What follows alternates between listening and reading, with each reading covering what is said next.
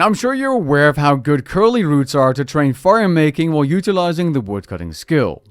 Well, no one actually does that method because it's meh. What if there was a better way to get level 99 firemaking involving wood spirits and regular woodcutting training? Let's talk about it, so whenever you're ready, grab your cup of tea, sit back, relax, and enjoy. Wood spirits are items that provide you an additional bit of wood in the form of logs. These woodcutting related items were modified to work with adds effects recently. This change allowed you to get double the amount of firemaking experience per log cut when training the woodcutting skill and using an adds or similar related effect. 3 ways of burning logs while training woodcutting are the Inferno adds pickaxe and hatchet, the always adds relic power, and the soupy form prayer. Each of these items has an unlock process, with one being easier than the other, but I'm sure you're wondering if they're even worth unlocking at all, and if you're able to get level 99 firemaking while training woodcutting normally. It's actually quite realistic to get level 99 firemaking using any adds power while going for level 99 woodcutting.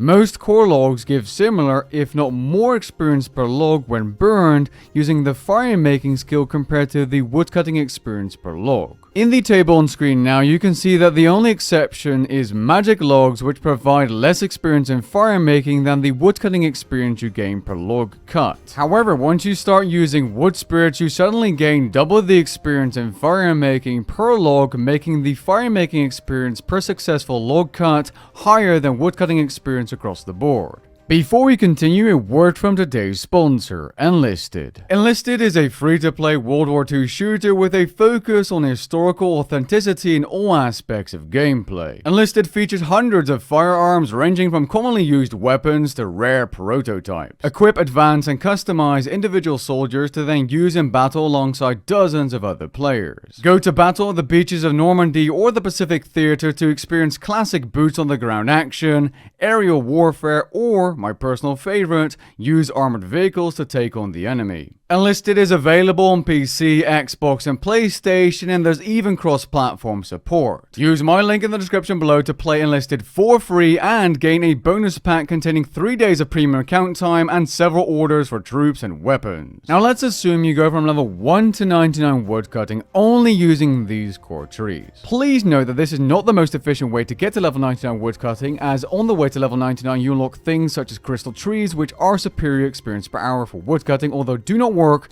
with the adds powers. Now, to gain access to something like the always adds relic power, you would need to level your firemaking, but in theory, if you were able to use the always adds relic power from level 1 firemaking and woodcutting with no XP boosting items for either skill, you would be left with 12.9 million firemaking experience at the end of your core tree journey. That XP would be doubled if you managed to use wood spirits all the way up to level 99 woodcutting, causing you to end up with 25.8 million firemaking experience in total, again assuming you wouldn't be using any woodcutting boosts. Now, if you were to use woodcutting boosts such as decorated woodcutting urns, you would need to chop less logs in total, get to 99 woodcutting faster, with the downside of gaining less firemaking experience at the end of the journey, because you've burned less logs. On the other hand, if you allocate some bonus experience to the firemaking skill, you could still gain level 99 firemaking before hitting 99 woodcutting, even when using urns. What I'm trying to explain here is that there's a lot of factors that can influence the amount of XP you would be left with on either skill at the end of the journey.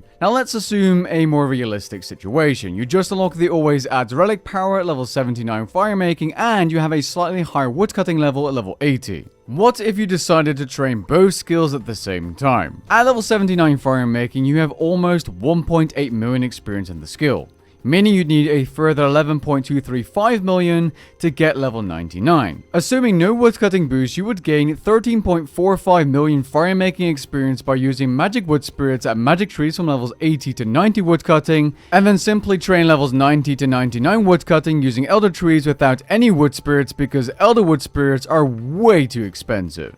Now let's do the exact same thing, except this time we assume you use decorated woodcutting urns from level 80 onwards for a 20% experience per hour boost. You wouldn't be able to get to level 99 firemaking doing the same route unless you were using some kind of firemaking or other XP boost, as you're 30,000 firemaking XP short. Now in the grand scheme of things, this is absolutely nothing. All it would take would be a small XP boost, not even a single percent firemaking XP boost, to make it to 99 doing this route. So using something like a Ring of Fire, Torstal Incense Sticks, or a couple of Prismatic Fallen Stars would be all you need. An alternative route could be to continue to chop magic trees until you get level 99 firemaking while using magic spirits instead of ever touching elder trees. Assuming you're only using decorated woodcutting urns for simplicity's sake, you would end up with level 99 firemaking at a little over 10 million woodcutting XP, so level 96 woodcutting. At that point, you could continue your woodcutting journey to level 99 by using faster methods on which the ads doesn't work, such as crystal trees. By the way, if you're wondering, the experience between magic and elder trees isn't all that different, and in some tests, I even got better results from magic trees than elder trees. This is something I've talked about in previous videos covering recent woodcutting changes, which I'll link in the description below. Now you're probably wondering, how efficient is it really? The efficiency of using any of the ad's powers for firemaking and woodcutting training is very subjective.